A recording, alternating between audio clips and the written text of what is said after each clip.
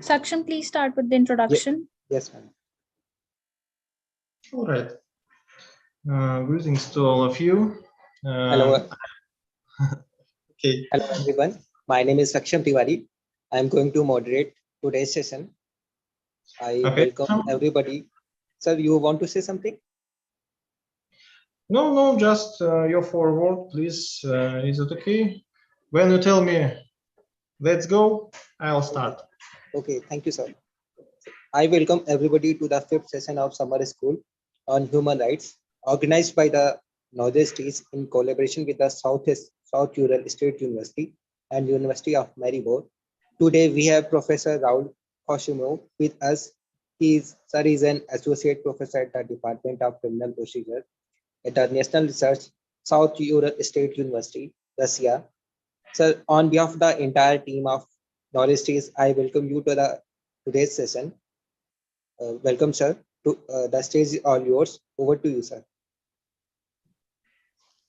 Okay, thank you. I hope my English for you will be clear enough. As for my idea, I always say that when two not native English people speak one each other, they can understand one another much more better than we can understand Englishmen or American people. So if there are any problems with my pronunciation, I'm sorry for what, but maybe later, if you would like, I will more clear explain some of my ideas. Let me introduce myself. As Saksham told, I'm from Russia. I'm from city Chelyabinsk, from the South Ural State University. And about the Chelyabinsk, I don't think someone of you knows something about my city. But if I'll tell you that 8 years ago, there was a meteorite attack on our planet, and it was the most comprehensive explosion of the meteorite on our planet for the last 80 years, maybe you will find some information about my city. So it was a very interesting day in our life when the whole city was broken. Not almost all the city, but mostly. So today I'll try to explain you my ideas about one of the elements of the system, of the complex system of protection and promotion of human rights on our planet. This element is the International Courts of Human Rights. I'll try to explain my opinion and my vision. How can we use these instruments and these mechanisms in the way of protection of human rights? I am also a practicing advocate in the field of criminal investigation, criminal cases. So I have a positive experience while applying to the European Court of Human Rights, and some cases of my clients now the part of the practice of the European Court of Human Rights. And as an example of my practice, I would like to tell you that just 2 hours before, I've sent to the European Court, it's a pity, but maybe my last adversarial document, the claim for just satisfaction for my client. And why I'm talking about it's a pity, maybe all of you know that the Russian Federation 3 months ago denounced the European Convention of Human Rights. So I can share my experience from the country which was the member of one of the international conventions, and I'll try to explain you what can we see in the future in this situation, because there are only 5 examples in the history, in the modern history of our planet, when countries denounced their membership in some kind of treaties of human rights. So I have some experience in this field too. I'll try to explain the plan of my meeting with you today. First, I'll try to explain what is the International Court of Human Rights as the part of the system in protection of human rights. Then my vision of the history, the main briefs, the cases of the 3 regional international courts of human rights.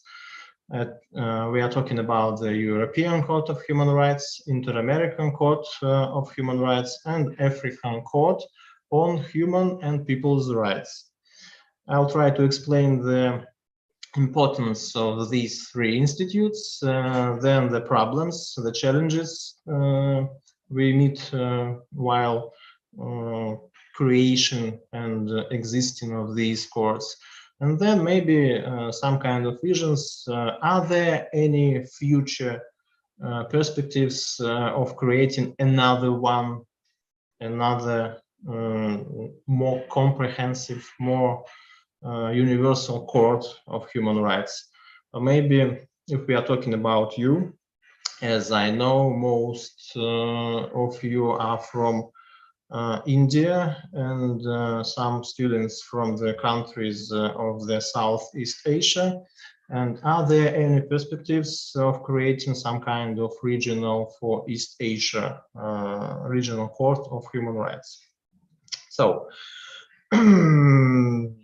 what is the importance of the International Court of Human Rights on the examples of the European, Inter-American, and African Court of Human Rights? Of course, we know that there are some elements in this system of protecting and promotion of human rights. The treaties, the charters, the covenants, the declarations explaining for us what are human rights.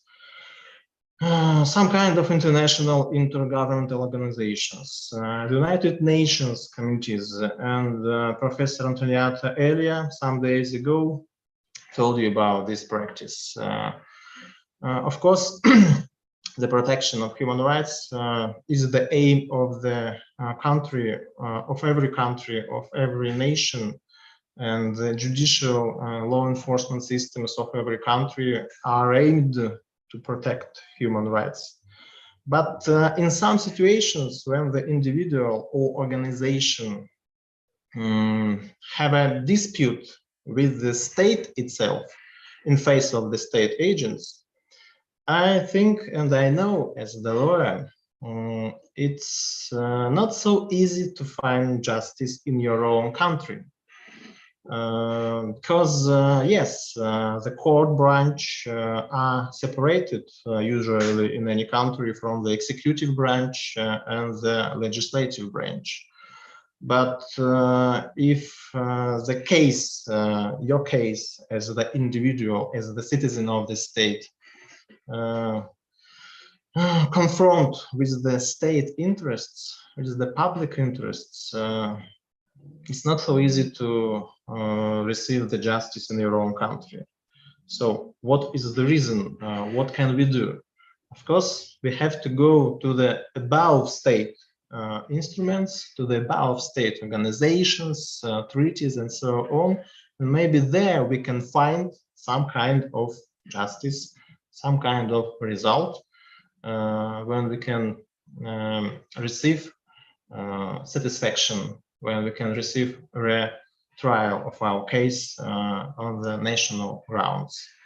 And one of the most effective, for me as for lawyer, the most effective instrument in the protection of human rights in the international law is the existence of the International Courts of Human Rights. Yes, of course, I'll try to tell you about the three institutes, as I said, European, American, and African courts of human rights. But of course, one of them, the European Court of Human Rights, is standing alone for its practice, authority, and legitimacy. As I see, the day before yesterday, you've heard Professor Alina Gentimir, and she told you about the European system of protecting of human rights and about the European Court of Human Rights. So I won't repeat the main ideas of the existence of this court, but I'll try to explain you the meaning of this court in the practice of countries members of this convention. and explain how in the practice in the field of law enforcement we can use, and you can use in your country maybe, the main principles and ideas of this European convention system. But of course we have a very interesting growth of the authority of the Inter-American and African Court of Human Rights. But if we are talking about the names of these courts, the official name of the Inter-American Court of Human Rights, by the words of the judge of this court, Professor Sierra Porto, the real name of this court is Latin American Court of Human Rights, because you know that United States of America and Canada are not the members of the protocol which created the Inter-American Court of Human Rights. So we have different problems, we have different challenges, we have difficulties in creating and existing of these courts. We have different practice, but the impact of these three courts on the whole situation with the human rights in the world is significant, from my own opinion. So what are the main circumstances that can divide these courts from other parts of the complex system of protection of human rights? First of all, the International Court, as an international intergovernmental organization, is one of the most lawful instruments in the hard way of protecting human rights. The impact of the decisions, the judgments of these courts is uncountable. Every decision of this court becomes into force, and it becomes obligatory for the country membership. So all the law agencies, all the courts of every country, the member of the regional treaty of human rights, after this decision, have to make some steps to influence this decision to its practice. So yes, of course, 20, 30, 200, or maybe 20,000 people can receive justice while applying to these courts, and they can receive the result, the justice itself, at the end of their way. But the more significant evaluation of these courts is that this practice can give us the vision of how to apply the articles of these conventions, how to change our national systems in the way it would be partial to the violation of human rights. What we have to do, looking at the decision, at the recent decision of any of these courts, to change our law enforcement system, to change our court practice, to change our national legislation. And not the dozens and hundreds and thousands people, but millions citizens of these countries that are members of such kind of treaties and international courts membership will be protected by this practice. But it's not everything so good as we can think, that we have to make a court, we have to create a good convention, we have to point their very good rights and freedoms, and let's give some $1 million, euros, rubles, rupees to this court. Let's build a very beautiful building for this court, and the decisions of this court in future will give us the result that all the citizens in our countries will become protected from the violations of their human rights. There are some problems, and I'll tell you about these problems on the examples of every court. And the main problem is the process of creation of these courts. You have to understand, and you have to know that while creation some kind of international court of human rights, every member state gives the part of its sovereignty to this court. Because while you as a state ratifying this convention, ratifying this protocol about the International Court of Human Rights, you will give some part of your sovereignty to this court, and you are talking in your ratification list, I am obligated to execute every decision of this court that will be appeared in the future.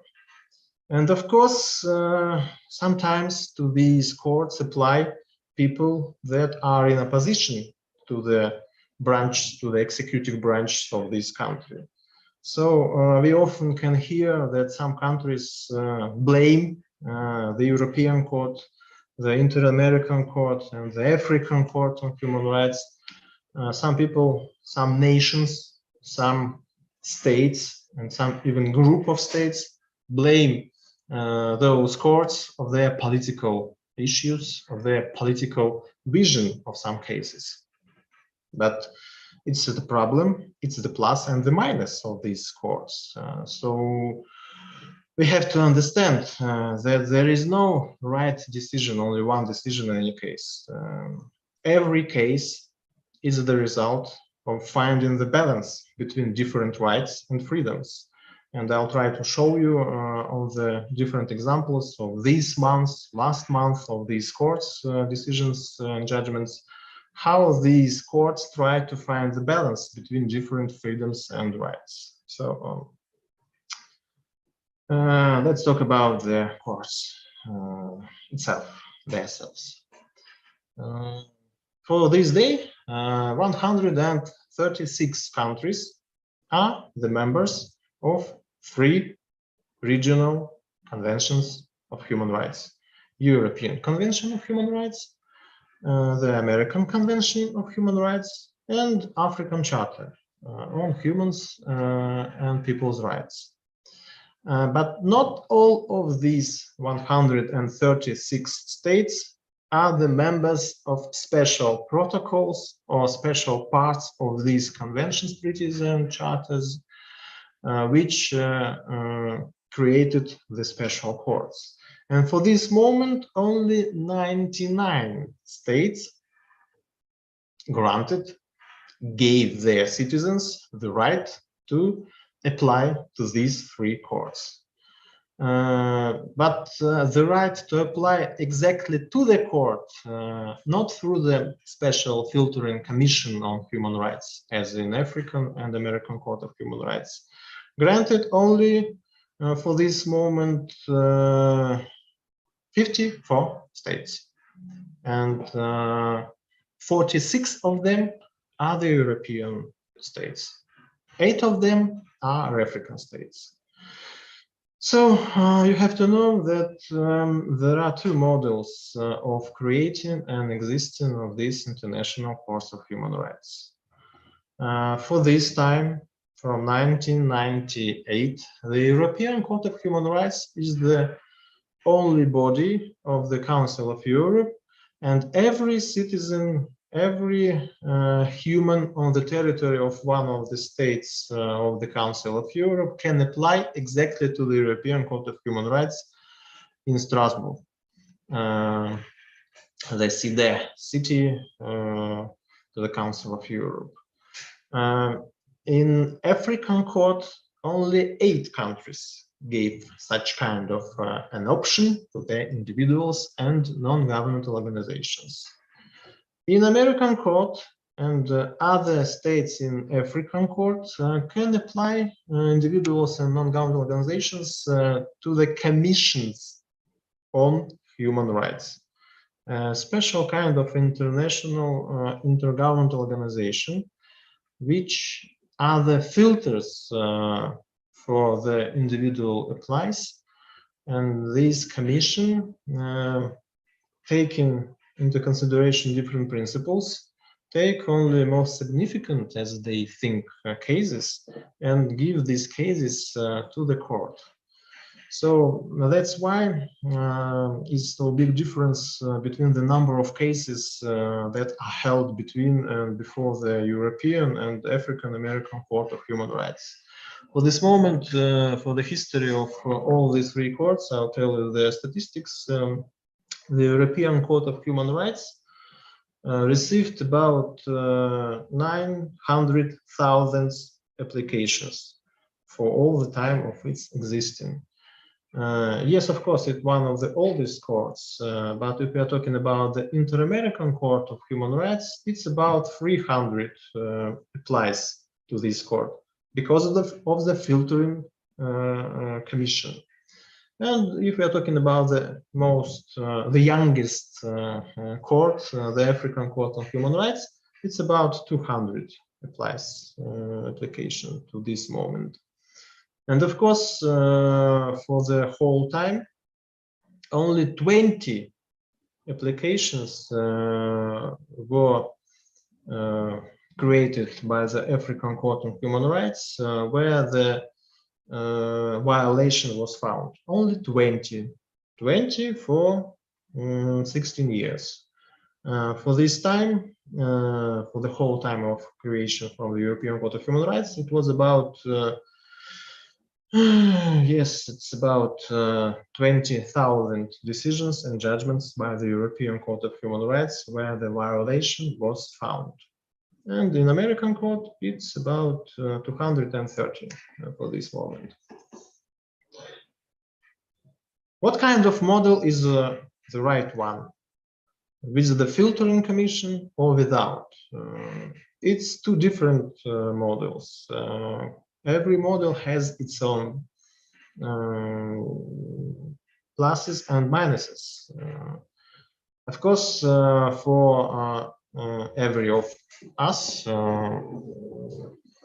it would be more effective if any of you, maybe I, can apply exactly right directly to the European Court, to the African Court, to the American Court of Human Rights.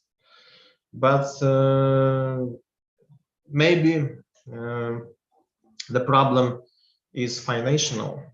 And as the vice president of the African Court of Human Rights and the judge of the Inter-American Court of Human Rights on the conference 3 years ago, it was, they both told that one of the main problems is the lack of finances. That the budget of these two courts, African and American, is about $4 and $6 million per year. And if we are talking about the European court, it's about 42, maybe 46 for the last years, I remember. So maybe the future of the African American court to become is the European, when every citizen of the country members can apply exactly directly to these courts.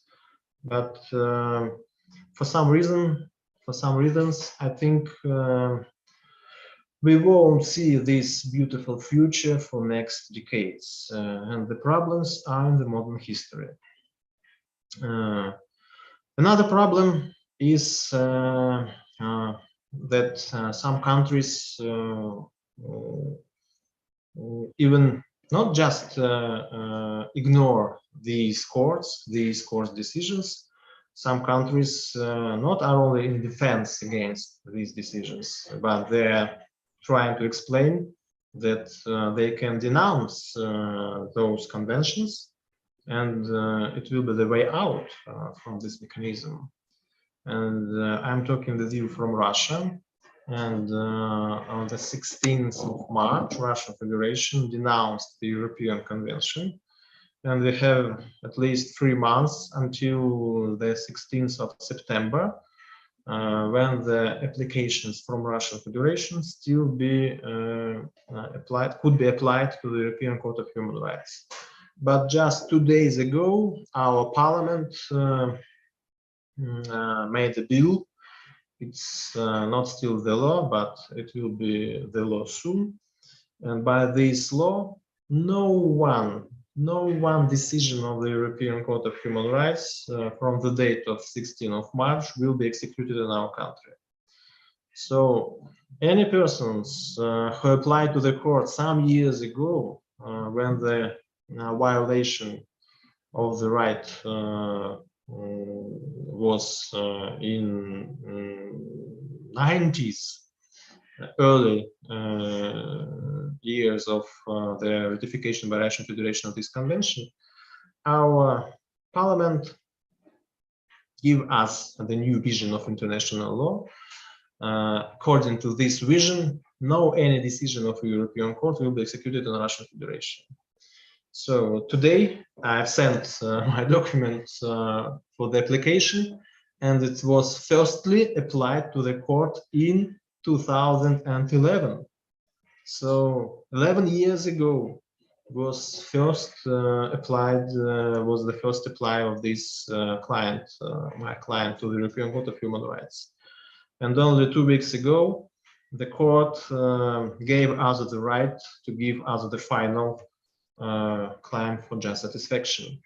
And in their note, the registrar of the European Court of Human Rights wrote to me that Russian Federation now doesn't answer to the questions of the European Court of Human Rights. So it will be a sole decision, I see. But now I understand, and I explained to my client that when we receive the decision, the judgment, where you, my client, will be named as the victim, this decision couldn't be applied, couldn't be executed in Russian Federation because of the position of the Russian executive and legislative branches. So it's the second time in history when country denounced the European Convention. The first time was Greece. It was in 1970, but 4 years later, after changing the political regime, Greece came back to the European family. So I would like to think that some years later, my country, native country, will come back to this family too. But now we have another situation. So the problem is that some countries, while being the members of these international treaties, still criticize these decisions, its decisions, and even try to explain the politics in these countries that there is no need for the European Court in their country. You have to know that the politics in the United Kingdom of Great Britain and Northern Ireland often explain that there is no need in the European Court of Human Rights. There was a referendum in Switzerland some years ago when the Parliament and the executive branch asked the citizens of Switzerland, are there any need in the European Court of Human Rights, or we can denounce its convention? So in some 4 cases with the Poland, Azerbaijan, Armenia, Turkey, we can see how politics in these countries explain these decisions, core decisions, as the politically motivated, and often tell to their citizens that maybe it's enough, maybe we can stop our membership in these international treaties. If we are talking about the American Convention of Human Rights, 2 states denounced this convention. It was Venezuela and the Trinidad and Tobago, as I remember. For the African continent, there weren't such situations. It's good for human rights, I think. So the problem is that often countries, even being granted the right to their individuals to apply to these courts, are not ready to execute these decisions. And it's a problem. It's the problem of authority and legitimacy of these courts. Now I try to explain you the importance of these courts by the fresh decisions of every court. I won't repeat you the practice of the European Court of Human Rights. I've seen the lecture of Professor Alina Gentimir, and she told you with the beautiful presentation the main ideas of this court. Her vision, I like her vision. It was very complex. Yes, as a lawyer who writes papers to this court, who teach advocates in my regional bar how to apply to the European Court, now I understand that I have no such a reason, such a basis in my everyday practice in the courtrooms in Russian Federation, in my city, and so on. And it's a pity, because 140 million my natives now do not have such instrument, and I think for our country it was very useful, and many system problems were solved or started to solve according to the practice of the European Court of Human Rights.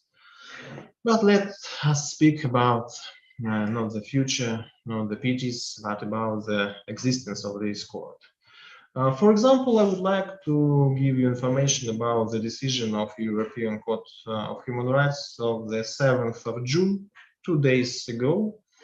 There were judgment of Patricio Monteiro Telo de Abreu versus Portugal. And in this judgment, it was a conclusion that the Article 10, the freedom of expression, was violated. And it's a very interesting case. As for me, the facts of this case is that the journalist was sentenced to a criminal fine on a charge of aggravated defamation because he published on his blog some cartoons where the local representative from the municipal level was showed as a pig, and the head of this in Portugal region, I don't know the name of the region as in Portuguese, and the mayor of this region was shown as a donkey. The main idea of the European Court in this judgment is that there are always interference between two different rights and freedoms. Freedom of expression from this side, and the right of everyone to respect of his or her private life. And in every case, when the journalists publish some kind of information about the state agents, about the state, about the famous persons, you have to find the balance between these two values, freedom of expression and right to respect his or own private life. So the national courts in Portugal decided that the journalist acted not as the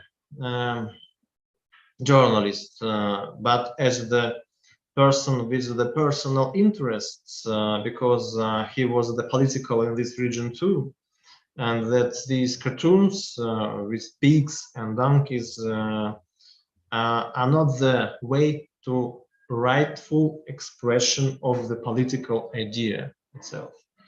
So, including the Supreme Court of Portugal, the decision was that the journalist is guilty, and it was not in consideration, but the criminal fine. The European Court, in its decision, you can see this Patricio Monteiro Telo de Abreu versus Portugal, decided that no, that national courts in Portugal were not right. That the way of expression of every artist, of every journalist, of every politic, of any one of us have to be examined. Was it useful or useless? Or this concrete variant of expression of his or her ideas, was it in the democratic society indeed or not? So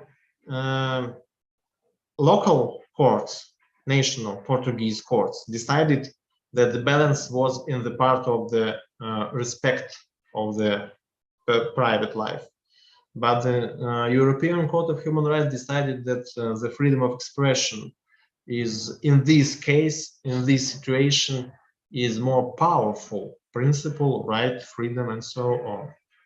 So we can often see in the decisions and judgments of the European Court of Human Rights the balance between these two freedoms.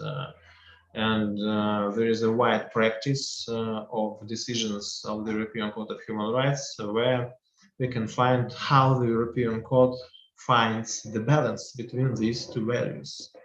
So it's one of the decisions. I just used this example as an example of the fresh judgment 2 days before it was upheld. But the main idea of such kind of judgments and other ones that the European Court tries to find in this time, for this day, the meaning of the words of the convention, European Convention of Human Rights, because these words was formulated 72 years ago. But our civilization, our countries, our nations, we are changing, and we have to find out in this moment how these words, according to democratic principles of governing, according to the human rights, have to be applied today in this situation in this country. So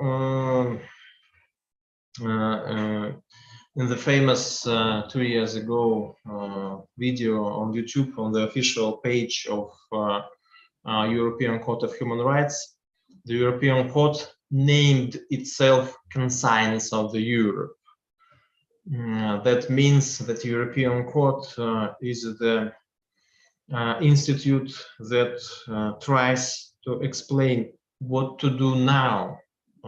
What is the situation with the human rights protection and promotion in any country of the Council of Europe? So the practice of the European Court of Human Rights is alive. Sometimes, not so many times, European Court changes its understanding in some kind of decisions of its earlier judgments. But mostly the precedents of the European Court are the basis for us to understand how to act, how to understand human rights in everyday practice of law enforcement agencies. So the authority of this court is unique, but we have the example of last month. One country decided to denounce this convention. Yes, of course, it's a political decision. Maybe in future it will be coming back, my native country. But I see that not so good as for me ideas in other countries in Council of Europe to leave this organization.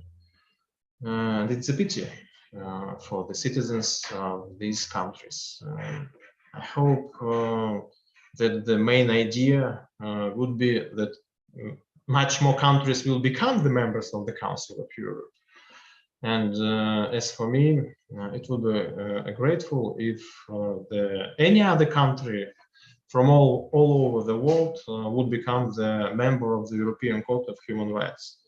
So that any citizens from India, from Malaysia, from Singapore, from China, from Japan, from Australia would apply to this court. Of course, it's a fantasy for today's world structure, but if we're talking about the idea that can help to protect human rights in any country, it's a good idea for me.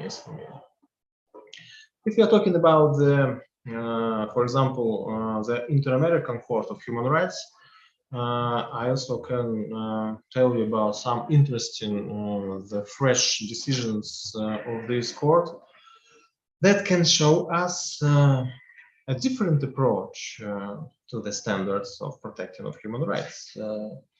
The Inter-American, by the words of the judge of this court, Latin American Court of Human Rights, for the last maybe 6 or 7 years, as for academicians that look for this situation, it's the growth of authority of this court. The court started to show his own opinion in many core cases, and I would like to tell you about the most fresh and I think most criticized decision of this court, and I would like you to pay attention to this decision.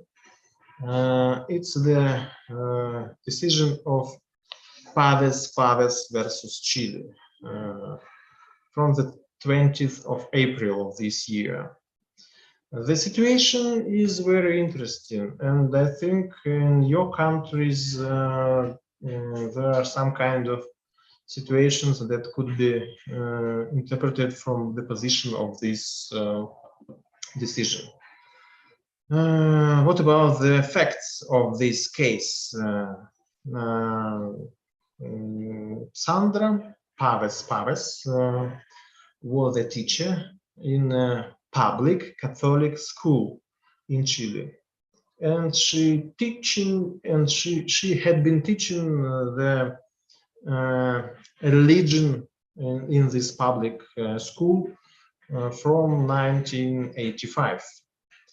And after her explaining that she has non-traditional for Chile sexual orientation, the head of the school reiterated her certificate to teach the adults and pupils of the municipal schools for the religion.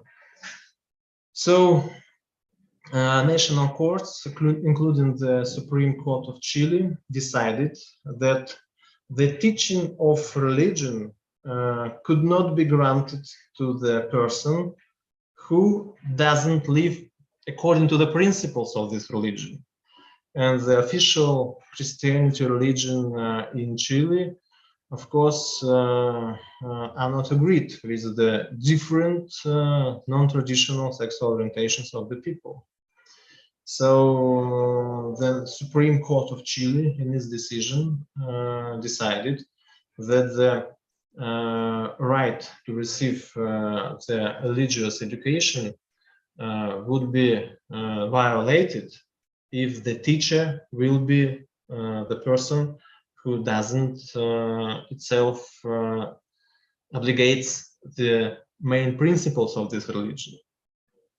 But Mrs. Paves decided that it is the violation of the right to liberty, of the right to freely express his ideas and the privacy.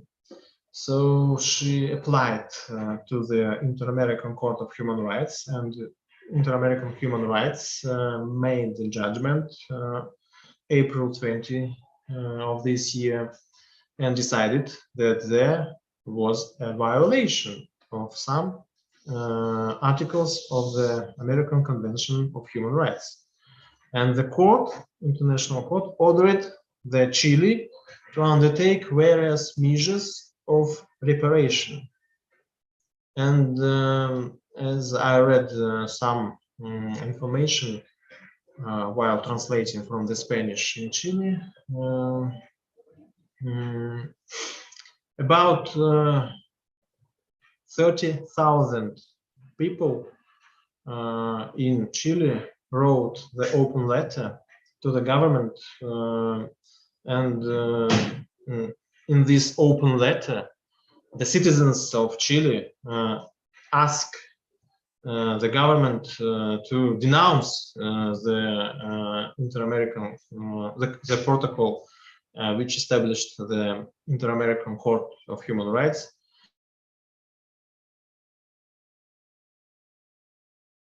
Disagree with this decision. Their children could not be taught by such kind of persons with the non-traditional sexual orientation. So I can see the clash between national traditions, national legislation, and international law from the other side. And in such a case, we can see how different visions from the points of the common sense and from the individual sense, from the individual interest, can break different situations. So I see that this decision could be not executed in Chile. Maybe it's 2 months. It was 2 months ago. Maybe a little bit later, we can see how this situation will end. But as for my opinion, it will be another one decision of Inter-American Court of Human Rights that wouldn't be executed. And the main problem of the Inter-American Court of Human Rights, its vice president on the conference in Germany, it was 3 years ago, 2019, he told that the main problem is non-execution of its decision in member countries. So what is the reason to create such kind of court? To give him some part of your sovereignty of the country, but after the decision of this court, you are not able, you don't like, you don't want to execute its decision. So the main problem in modern world of these courts is the lack of goodwill of the state members to execute some of its decisions. As for my country, there were 2 judgments of the European Court of Human Rights for Russian Federation by the application from Russian, with the Russian Federation as the respondent state, which were named as politically aggravated, and it was the case by company UCAS, and the case where the incarcerated persons, by the meaning of the European Convention, had the right to vote on elections. But our constitution has the right direct understanding of this situation. No incarcerated person could vote on elections. So such cases can break the authority of such kind of International Court of Human Rights. And the way Paves versus Chile, you can see this decision on the site of this court, is one of such kind of situations. Another one decision for the Inter-American Court of Human Rights, which I can use as the example of the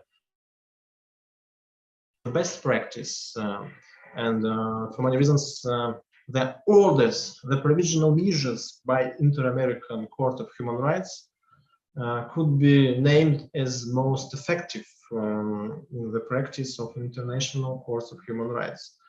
Not so long time ago, we all of us, we are living in a new world, the world after COVID-19. So Inter-American Court of Human Rights in its order of provisional measures in the case of Velezlu versus Panama, the court considered that the principle of non-discriminations would let the states to ensure the migrants to receive the vaccines on COVID-19 without any distinction based on their nationality or migratory status. So in Panama, it was a standard situation for the 2019, the lack of vaccines, and the government of Panama decided that the vaccine firstly will receive Panama citizens, and all the migrants from other countries which were situated on the territory of Panama will receive vaccine only after the citizens. But this court, and I agree with this court in this provisional order, decided that the main reason is to give vaccine to those people who need this vaccine firstly by the medical examination, not by the status, woman or man, from Panama citizen or from Mexico, from Venezuela, and so on. And the act of Panama government, firstly Panama citizens, migrants later, it was, I think, a real discrimination by the principle of the citizenship. But I think that every country would think quite another time. It's the problem of the countries where these migrants came from. So firstly, I have to help my own citizens. But the Inter-American Court give us another explanation. The human, not the citizens, the human is more important word, not the citizen of Panama, Russia, India, Indonesia, China, Japan, USA, Canada, and so on. And that the reason to give vaccine is to see that this human needs this vaccine now, about his age, about his illness, and so on. So I can see this example of the practice of the Inter-American Court of Human Rights as the one of the best examples of this practice that could be taken by another courts and by the national courts. But I see that in Panama, maybe in your country, maybe in my country, the executive branch would think another. Citizens firstly, other later, and so on. Talking about the African Court on Human and People's Rights, I will be not so widespread because tomorrow you will hear the Professor Bukuru Jean-Baptiste. He will tell you about the African system of human rights, the challenges and perspectives, and I'm glad that Mr. Jean-Baptiste is connected with the Russian Federation. He received one of his degrees in Russia. So if it's possible, you can give him hello from his counterpart for me. So I think he will explain you the challenges of the execution of decisions of this court. As for me, I would like to tell, of course, like about two other courts, the fresh practice, and one of the most interesting and useful, as for me, as the defense counsel in the criminal investigation, it's the case of Sebastian Germain Aivon versus Republic of Benin. It was a very interesting case, as for me, as in theory of criminal justice, because there the African Court on Human Rights gave its expression of the principle right not to be tried twice in the same matter. The principle of non bis in idem, as you know in Latin. So this case shows us how this court understands the meaning of this principle.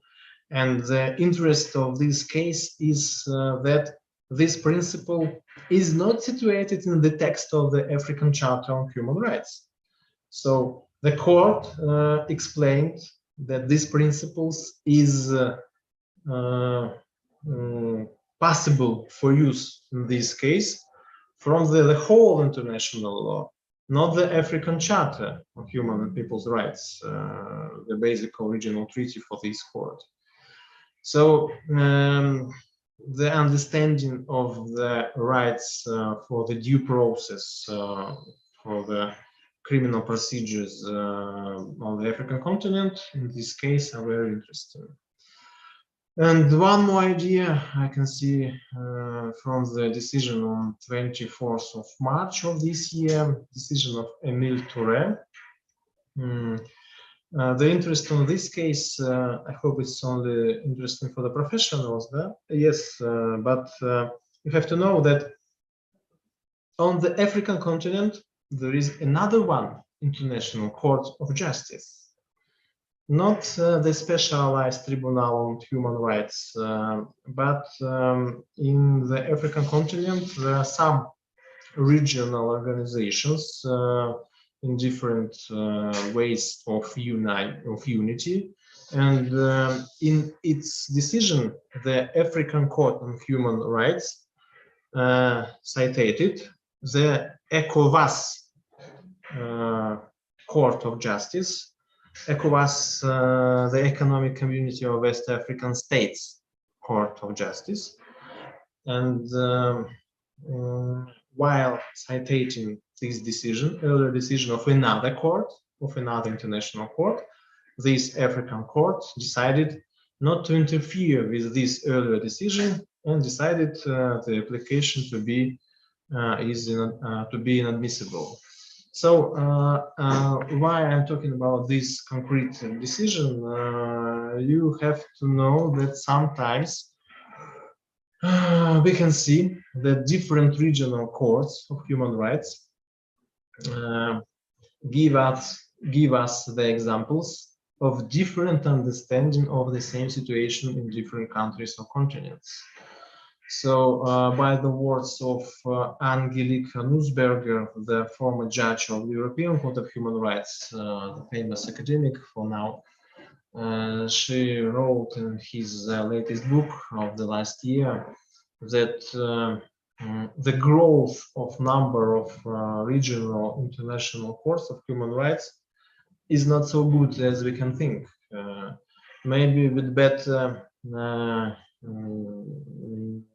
unificate the practice of existing courts and maybe the difference between the practice is not so good for the right of protection of human rights. So every court has its own problems, financial, human resources, lack of goodwill of countries of this regional treaty. Maybe sometimes it's the resistance of some countries against the decisions of these courts. But of course, these problems could be solved. Sometimes they could be solved, these problems, by more financial help, by diversing the practice, by giving the states the reasons to execute its decisions. And maybe for the next decades, we can see the existence of these courts. Maybe it will be more effective. But some academics pessimistically talk about the end of the era of the International Court of Human Rights. I'm not quite agree with them, but I see some circumstances, and according to these circumstances, maybe the authority and legitimacy of these courts is in trouble. Yes, but we can, in our countries, as I see most of you from East Asia region, from India, now I can tell that I and you, we are living in countries that are not members of any international treaty creating the International Court of Human Rights. And maybe our national court system is quite enough for us to receive justice. But I'm not thinking so as the practitioner lawyer, yes, of course. So the idea, you can see it in my theme of my lecture, is it possible to find the perspective of creating a new regional, maybe, Court of Human Rights? Or maybe, is it possible? Is it fantasy? Is it fantastic? Or maybe it's a reality to create the World Court of Human Rights? Yes, of course, we have examples of the International Universal Courts, International Court of Justice, the Special Institute of United Nations, and the International Criminal Court, as you know, based on the Roma Statute. But of course, we know that the main mission of these two universal courts is quite another. The United Nations Court of Justice, its mission is to resolve interstate disputes. Yes, some cases for the last 20 years was dedicated in some part to the human rights questions. But these questions were not on the first plan, on the second, maybe third plan. And I hope that on the basis of the United Nations Court of Justice, it's impossible to create the World Court of Human Rights. It's really impossible. Not in my life. Maybe in your. I think you are much more younger. So, what about the International Criminal Court? It has quite another jurisdiction, and for the last years, we've seen how many countries denounced this Rome Statute. Russian Federation didn't ratify this statute. Some main countries of the world are not the members of the Rome Statute of the International Criminal Court. So I think there is no future in our planet for the next decades to have a World Court of Human Rights. But maybe I'm not right. It will be very grateful for me if I won't be right in this question. But in regional focus, we can see some perspectives. Some of them are on the close way to become the International Court of Human Rights. You have to know that the League of Arab States 8 years ago decided to create the Arab Court of Human Rights. There is a project of the statute of this court, but it's still the project. And the main word in academic research about this statute is impotence and ineffectiveness.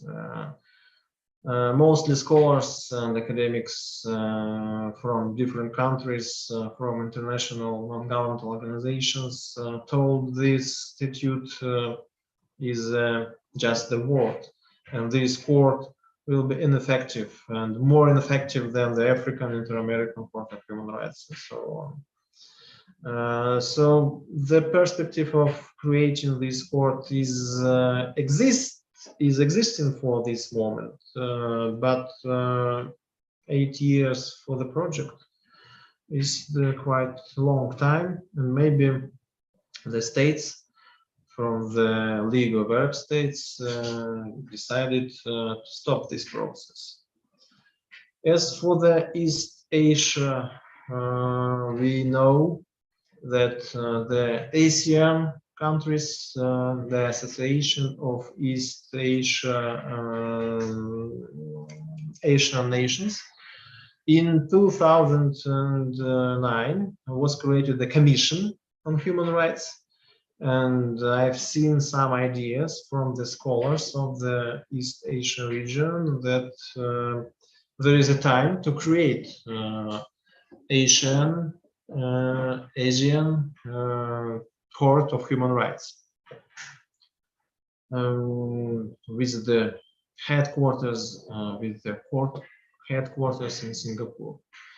Of course, it's a very interesting idea, and maybe this region became more united for the last decades, but of course the difference between states members of this international organization is still big enough, as I see. So the East Asian Court of Human Rights is a fantasy too for this moment. Maybe next decades, maybe next 2 decades, maybe we can see how this region will become more united, and it will be the idea that they need the new court of human rights. But many countries of this region were some decades ago under the military regimes with the political issues that are far away from the human rights. So maybe time is it's too early for them to receive such kind of a court. As for another ideas, in my own country for the last 2 months, I've heard from our politics about 4 ideas of creating the International Court of Human Rights in different regional organizations. Maybe the first idea was Shanghai Cooperation Organization. It's impossible. How can you see that China and Russia and Kazakhstan will be the state members of the International Court of Human Rights? There are too many differences between our law systems, our law enforcement systems to create the new court which can be one for these countries. The BRICS, the variant I've heard that it will be an international court for BRICS, Brazil, Russia, China, South African Republic, and India. As for you, mostly of you from India, I cannot see the future in this international court too. Maybe not this decade, not the next decade, maybe 50 years old, maybe something will be interesting in this field. Yes, I've heard the idea many years before about the Commonwealth, the former British Commonwealth of the nations, where the Canada, USA, Great Britain, Australia, and some other former colonies can create their own International Court of Human Rights for the Commonwealth. But as for me, the Anglo-Saxon law system is in very big interference with this idea. So the USA and Canada are not the members of any existing international courts of this planet. No Inter-American, no International Criminal Court, no, yes, just the United Nations Court of Justice. Sometimes even the respondent states in these cases. But in conclusion of my speech to you, I would like to say that the International Court of Human Rights, European, Inter-American, African, is a very important institute in the way of protection and promotion of human rights. As for me, as a practicing lawyer, not only the teacher, not only the lecturer in the university, I can use the judgments and decisions of some kind of these courts in my everyday practice. And it's real that I often cited the decisions of European Court of Human Rights, and after the citation of this decision in your speech in the courtroom, you can see how the judge can change its primary understanding of the situation. And many decisions of the European Court of Human Rights made a very big deals in my country in the way of protection of human rights. I know this for many years, looking to this situation. We have to struggle for the such kind of institutes, and maybe without this kind of institutes, we are less protected. Only the opportunity to apply to such kind of the court is the very great opportunity and very great shield which can protect the person or organization against the violation of his or her rights. So, of course, the impact of these courts and their practice is great. Of course, I would like that the number of countries which are members of such kind of international organizations will grow. But I see the problems on the way. It's impossible for some reasons. But I like the words of, I cited one more time this book by Angelika Nussberger, the former judge of the European Court of Human Rights. She wrote that talking about the European Court of Human Rights, that the European Court of Human Rights and the European Convention are the institutes that cannot give us the right to go to the road to no freedom. So, of course, our nations, our countries have to go to freedom, to us, to their individuals, to their citizens, and so on. But sometimes we need that the conscience in the way of practice of these courts could help us to see way not to go to the freedom, not to the no freedom. But we live in a very strange world, in a very strange time. And as for me, from this country, you can see the different things existing not far from us. And of course, it's a pity. It's a pity, it's a very pity. And finishing my talking to you, I would like to maybe hear your thoughts. How do you think? Is it possible? Is there any need for you in your country, to become a member of some kind of international regional court of human rights, if your country is not the member still of such kind of institution? So if yes, if your answer is yes, I think that creating the international court of human rights for my region, where my country is situated, is useful. So think why are you talking yes? And if your answer is no, maybe you are a very happy person because you live in a country where the justice can be stipulated through the national system of justice. That's all. So maybe I can answer questions. Maybe you will ask me some kind of my vision of some problems, or maybe you show me your vision of such kind of problems. So, any questions?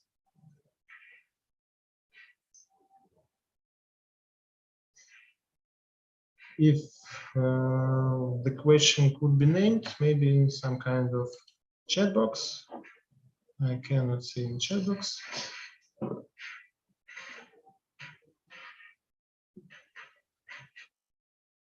The participants now can unmute themselves to ask any questions if they want.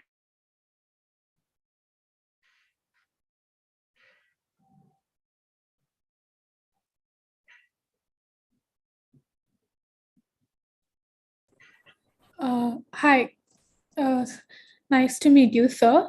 I had a question regarding the Arab code for Arab states that you were talking about, that they think that it will 8 years would be taken to constitute that code.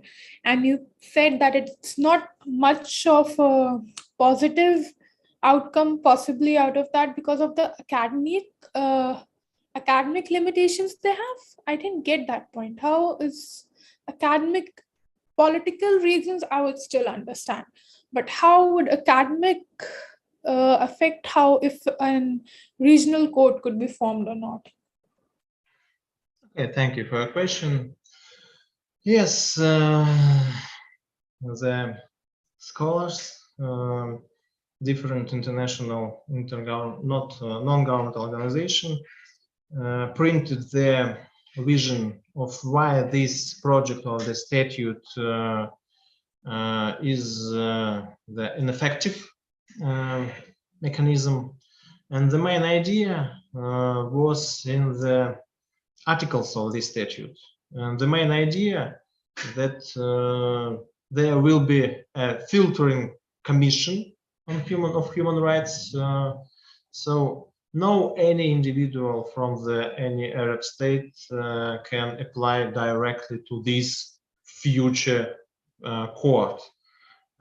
He could apply only to the commission, and the commission will try to choose the rightful from the vision of the commission cases could be granted to the court. And the statute in its first redaction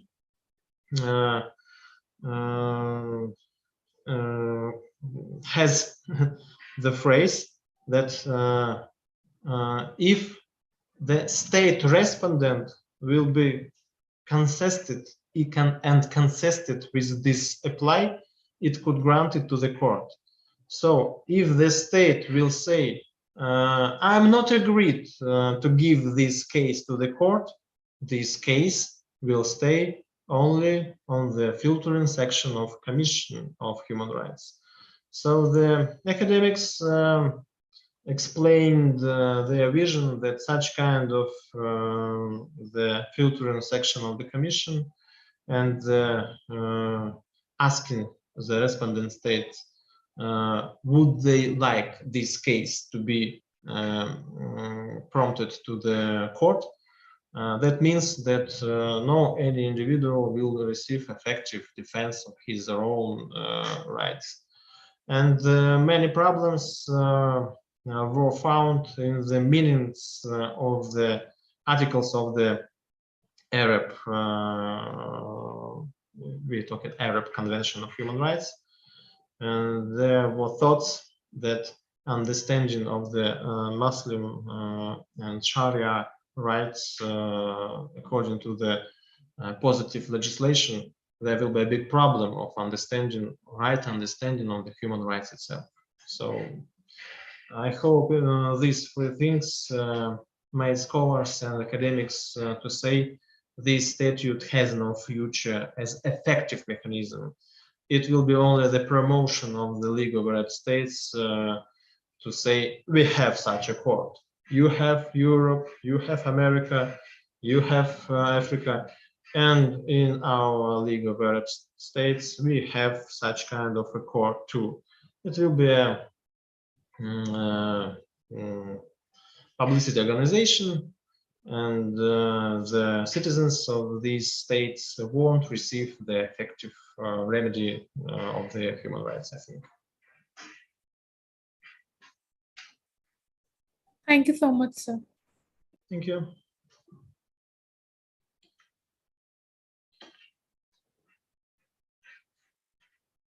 Other questions?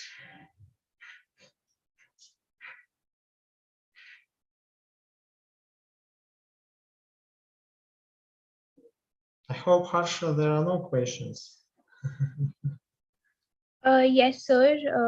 I don't think there are any more questions for you now. So thank you so much. It was an insightful session, and thank you all the participants for joining and See you all tomorrow for the next session. Thank you so much, sir. Thank you. Thank you.